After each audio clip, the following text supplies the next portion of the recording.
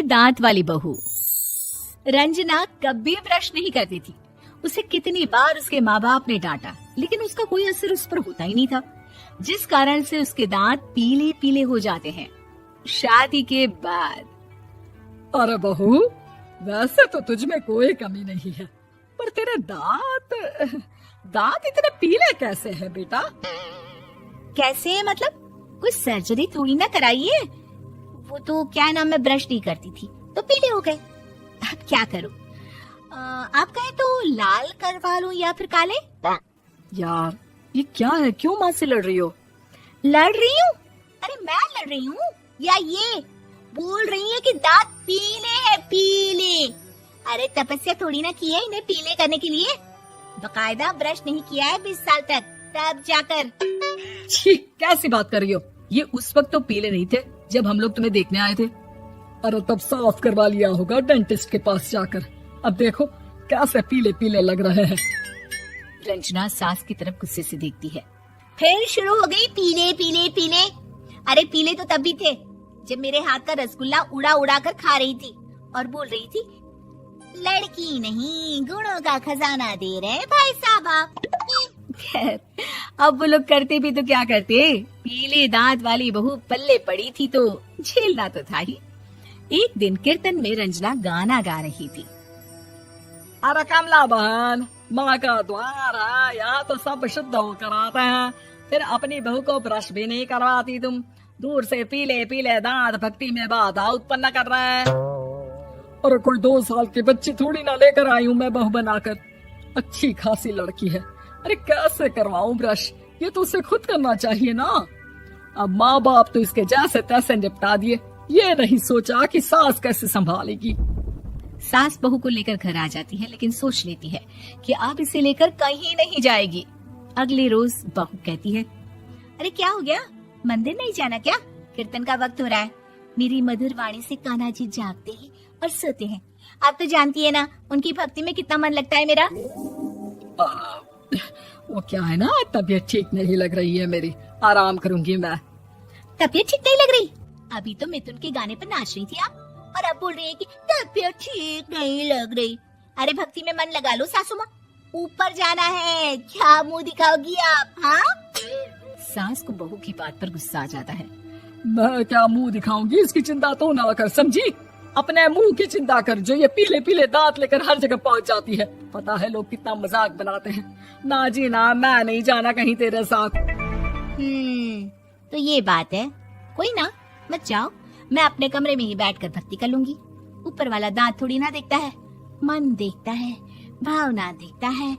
और अरे बस बस, तू सब कुछ दिखा, बस ये सफेद चमकदार दांत ना दिखाना किसी को, है? जा यहाँ से। बहू को सास की बात का कोई फर्क नहीं पड़ता, वो तो जैसी थी वैसी ही रह जाती है। सुबह नहाकर किचन में खाना बनाना, फिर खाना खाना, कीर्तन भजन करना और सो जाना। एक दिन, माँ जी मैं सहेली के घर जा रही हूँ, शाम को लेट आऊंगी। हाँ, तो जाना, मैंने कौन सा तेरी आरती करनी है घर पर बैठकर। रंजना सहेली के घर जाती है, जहाँ वो पार्टी में जाने की तैयारी कर रही होती है। अरे शिखा, कहाँ जाने की तैयारी कर रही है? मैं गलत वक्त पर आ गई क्या? अरे नहीं यार, उल्टा सही वक्त पर आ गया। मैंने ये साड़ी और ज्वेलरी निकाली है यार, शाम को इनके ऑफिस की एक पार्टी में जाना है। बताना कैसा लग रहा है ये सब? नहीं यार, इस ड्रेस के साथ तो वो वाली ज्वेलरी अच्छी लगेगी। हाँ सही बोल रही है, मैंने ध्यान ही नहीं दिया। वैसे तो हमेशा से मस्त फैशन सेंस रखती है। तो बड़ा जाती होगी ना पति के साथ पार्टी में। रंजना कुछ नहीं बोलती, बस सोचती है कि यार काश ये बात सही हो जाती, पर मैं क्यों नहीं जाती पार्टी में? क्या इन लोगों की कोई पार्टी होती नहीं होगी? रंजना घर आती है और रात में पति से सवाल करती है, एक बात बताइए, आप मुझे किसी पार्टी में क्यों नहीं ले जाते? क्या आपके यहाँ ऑफिस में पार्टी नहीं होती? पति बेचारा क्या कहता कि दांत पीले हैं तुम्हारे इसलिए। अरे कोई पार्टी होती नहीं हम लोगों के ऑफिस में, तो कहाँ से लेकर जाऊं? और मार्केट, मॉल, कहीं वीकेंड घूमना, कहीं तो। अरे यार, सारे हफ्ते में एक छुट्टी मिलती है, तो सोचता हूँ कि आराम ही कर लूं। क्यों? रंजना मन मार के रह जाती है। पहले कभी सास के साथ मंदिर जाया करती थी, लेकिन वो भी सास ने ले जाना बंद कर दिया। घर बैठी बैठी रंजना बोर हो जाती है, तभी उसे आइडिया आता है और वो मायके जाने का सोचती है। सासू माँ, 2 दिनों के लिए मम्मी के घर जा रही हूँ। अच्छा अच्छा ठीक है, आराम से जा। और हाँ, माँ से कुछ अच्छी आदत सीख कर आना कि कैसे शरीर के हर भाग की तरह दांतों की सफाई भी जरूरी होती है, समझी? शुरू हो गई ना आप। वो लोग आपकी तरह नहीं है कि छोटी छोटी बात का बतंगड़ बना दे। उन लोगों के लिए मैं मायने रखती हूँ, ना कि मेरे पीले पीले दांत।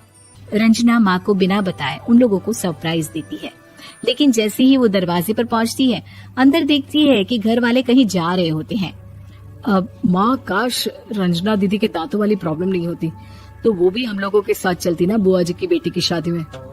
हाँ बेटा, लेकिन अब उसे कौन समझाए कि उसको उसके पीले दांत नहीं दिखते, लेकिन उसके आसपास के लोगों को कितना एम्बैरेसिंग फील कराते हैं।